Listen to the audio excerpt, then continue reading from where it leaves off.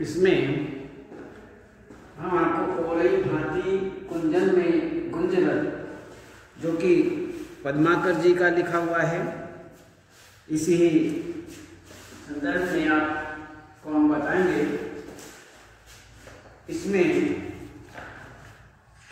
इनका सभी जीवन परिचय और अन्य काव्यगत रचनाएं आदि, काव्यगत विशेषताएं, भाषा शैली और कविता किस संबंध में उन्होंने रचनाएं की हैं, ये हम आपको बता चुके हैं।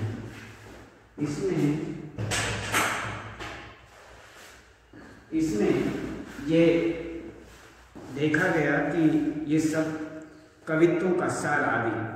पहला हमने आपको बताया कि कवि ने प्रकृति सौंदर्य, जिसमें औरई भांति कुंजन मन और बन हवाई गए, इसमें जो है कवि जो हैं, इस कवित्व के अंदर प्रकृति सौंदर्य का वर्णन इन्होंने किया है कि प्रकृति का संबंध विभिन्न ऋतुओं में है। बसंत ऋतुओं का राजा है और बसंत के आगमन पर प्रकृति और मनुष्य की दुनिया में जो सौंदर्य संबंधी परिवर्तन आते हैं, कवि इसमें उसी ही को लक्षित करके ये रचना करते हैं। तो इसमें सब कुछ बताया कि ऐसा करते हैं। तो ये हुआ था हमारा पहला। इसी प्रकार से गोकुल के कुल के ये जो कवित्व है, बसंत के आने पर गोकुल की जो गलियां हैं और प्रकृति में जो सौंदर्य परिवर्तन दिखाई देता है, उसे कवि ने बड़े मनोरम ढंग से प्रस्तुत किया। गोपियां लोक निंदा तथा सखी समाज की परवाह नहीं करती, बल्कि वे कृष्ण के प्रेम में डूबी रहना चाहती हैं, बस और कुछ नहीं। वो किसी की परवाह नहीं करती हैं, केवल वो चाहती हैं कि हम कृष्ण के प्रेम में हर समय डूबे रहें, यही उनकी कामना रहती है। तो इस प्रकार गोकुल के कुल के डॉटर और अन्य इस प्रकार से यहाँ पर कि निचोड़त बनाई नहीं। तो इस प्रकार से यहाँ पर ये बताया गया है। अब आता है इसमें तीसरा, इस कवित्व के अंदर कवि जो है वर्षा ऋतु के सौंदर्य को भौरों के गुंजार, मोरों के शोर और सावन के झूले में देखता है। मेघ के बरसने में कवि नेही को बरसते देखता है। कहते हैं कि इस वर्षा ऋतु में मेघ जो बरस रहे हैं, कवि उनको कहता है कि नेही बरस रहा है, नहीं प्यार प्रेम बरस रहा है। तो इस प्रेम के विषय में वो बताते हैं। तो यहाँ पर ये तीन कवित्व हैं, ये भी और ये, और अब देखते हैं भौरल को गुंजन सुहावनो लगत है। अब इसके विषय में हम देखते हैं और कहते हैं कि इसमें हुआ कि भौरन को गुंजन बिहार बल कुंजन में मंजुल मलारन को गावनो लगत है।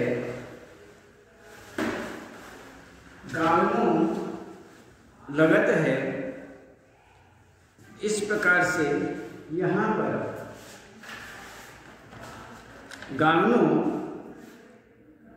लगत है, कहीं पद्माकर गुमानहु ते मानहु तई, प्राणहु तई प्यारो मन भागनो लगत है। मोरन को सोर घन घोर चहु औरन, हिंडोलन को वृंद छवि छावनो लगत है। नहीं सरसावन में नहीं बरसावन में, सावन में झूलिबो सुहावनो लगत है। ये आपका कवित्व हुआ और इस कवित्व में हमने आपको बताया था कि कवित्व के अंतर्गत आप इन शीर्षकों के अंतर्गत व्याख्या करेंगे। जो आपको इस शीर्षक दिए हुए हैं, संकेत, संदर्भ, प्रसंग, व्याख्या, विशेष, और इसी काव्यांश का काव्य सौंदर्य, कला सौंदर्य, भाव सौंदर्य अर्थात कला शिल्प और भाव शिल्प के अंतर्गत यहाँ पर इन शीर्षकों में ये आप व्याख्या करेंगे।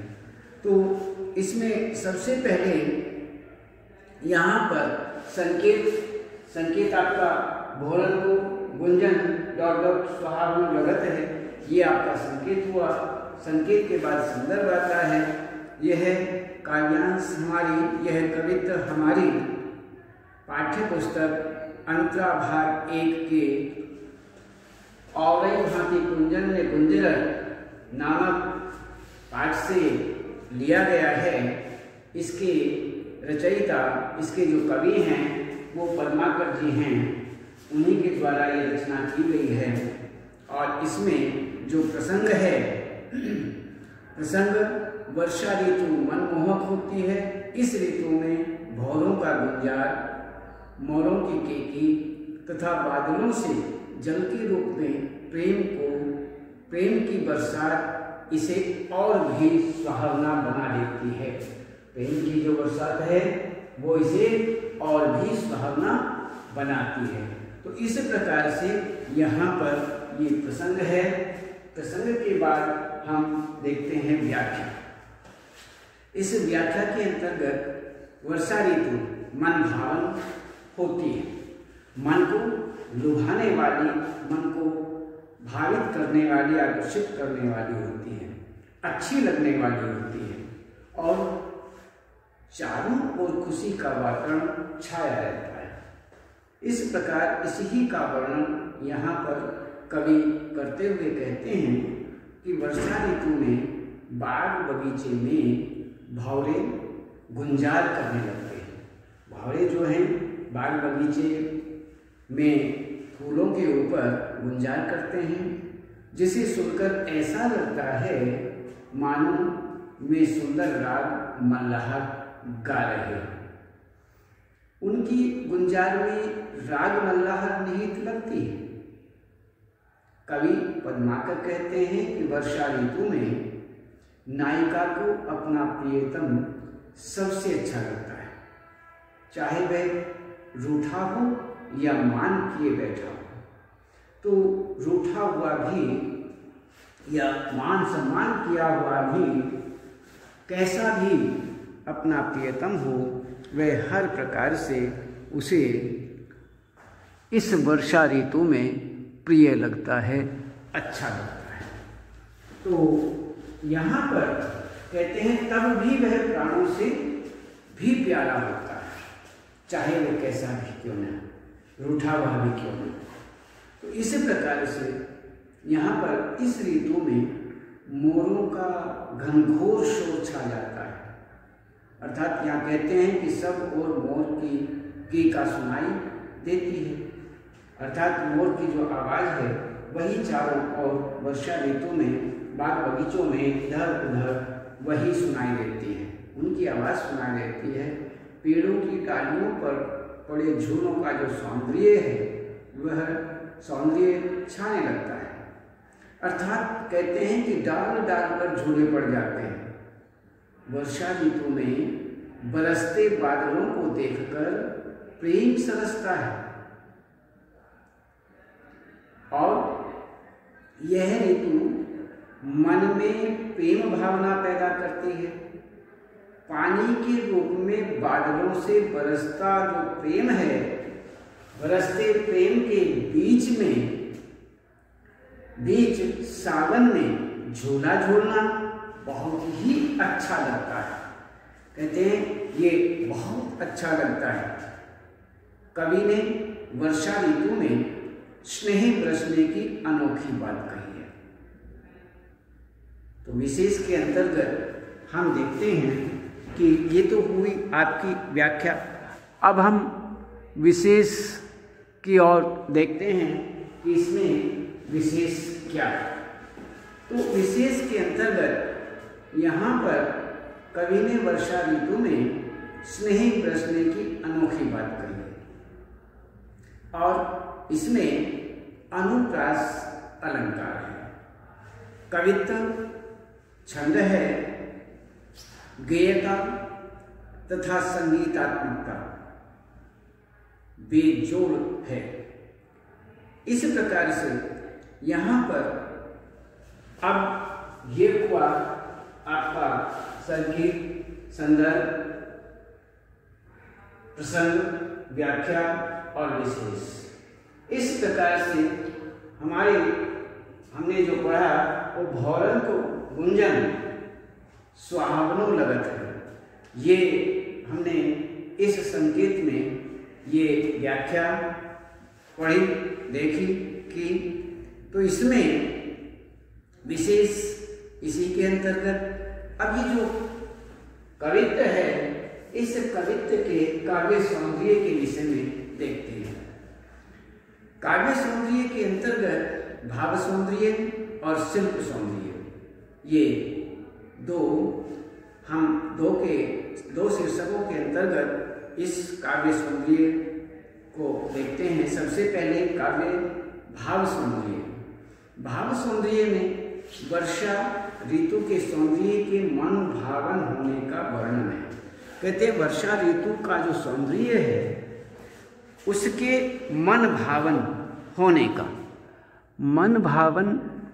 का यहाँ पर विशेष रूप से वर्णन किया गया है, अर्थात मन को हर प्रकार से भावुक लगता है, आकर्षित करता है। तो इस प्रकार से यहाँ पर मन भावन कहा गया है, मन भावन वर्णन माना जाता है। तो बादलों से पानी के रूप में प्रेम बरसने की कवि की कल्पना अद्भुत है। कहते हैं बादलों से जो पानी बरस रहा है वो पानी के रूप में प्रेम बरस रहा है। प्रेम, ये कल्पना, इस प्रकार की कल्पना है कवि की कि वह जो बादलों में इस ऋतु में, वर्षा ऋतु में बादलों से जो पानी बरस रहा है, बूंदें बरस रही है, कवि यहाँ ये कल्पना करते हैं कि वह पानी नहीं, पानी के रूप में प्रेम बरस रहा है। तो यही इसका यहाँ पर वर्णन किया गया है। कल्पना अद्भुत मानी जाती है। आगे कहते हैं वर्षा ऋतु में राग मल्लहर गाया जाता है कि वर्षा ऋतु जब आती है तो उस समय मल्लहर राग जो है वो मल्लहर राग के गाने का समय होता है और वही गाया जाता है और इसमें इसकी ओर विशेष रूप से संकेत किया गया है। अब इसके बाद हम शिल्प सौंदर्य के विषय में देखते हैं कि शिल्प सौंदर्य जो है, इसमें शिल्प सौंदर्य के अंतर्गत यहाँ पर ब्रज भाषा का माधुर्य विद्यमान है। कहते हैं जो ब्रज भाषा है इसका यहाँ पर माधुर्य विद्यमान, काव्यांश कवित्व छंद में है, कवित्व छंद में, और बिहार, वन, मंजुल, मलारन सभी छावनों में अनुप्रास अलंकार, काव्यांश में माधुर्यता, शैली में चित्रात्मकता, गेयता एवं संगीतात्मकता का गुण यहाँ पर विशेष रूप से विद्यमान है। तो ये हुआ हमारा काव्य सौंदर्य। तो इस काव्य सौंदर्य के अंतर्गत हमने आपको भाव सौंदर्य और भाव सौंदर्य के बाद में शिल्प सौंदर्य ये हो। तो इसमें अब ये तीनों आपके सामने आ गए। इसमें अब अच्छी तरह से आप इसको देख लेंगे। ये जो पहला कविता है रत्नाकर जी का लिखा हुआ, इसके संकेत, संदर्भ, प्रसंग, व्याख्या, भावार्थ और विशेष और काव्य सौंदर्य, तीनों को अच्छी तरह से देखेंगे। ऐसे ही गोकुल के कुल के निचोरत बनाई नहीं, ये आप अच्छी तरह देखेंगे। और इसमें इन्हीं शीर्षकों के अंतर्गत और अंत में अलग प्रश्न के अंतर्गत काव्य सौंदर्य को भी अच्छी तरह से अध्ययन करेंगे। उसमें भौरन को गुंजन सुहावनो लगत है, इसमें भी आप अच्छी तरह से इसको देख लेंगे इन्हीं शीर्षकों के अंतर्गत जो हमने आपको बताया है। तो इस प्रकार से यहाँ पर हर तरह से आप बहुत अच्छी तरह से पूरा पाठ स्वाध्याय करेंगे और इसको अच्छी तरह देख करके, पढ़ करके, और आज केवल यहीं तक। उसके बाद हम आपको और आगे बताएं।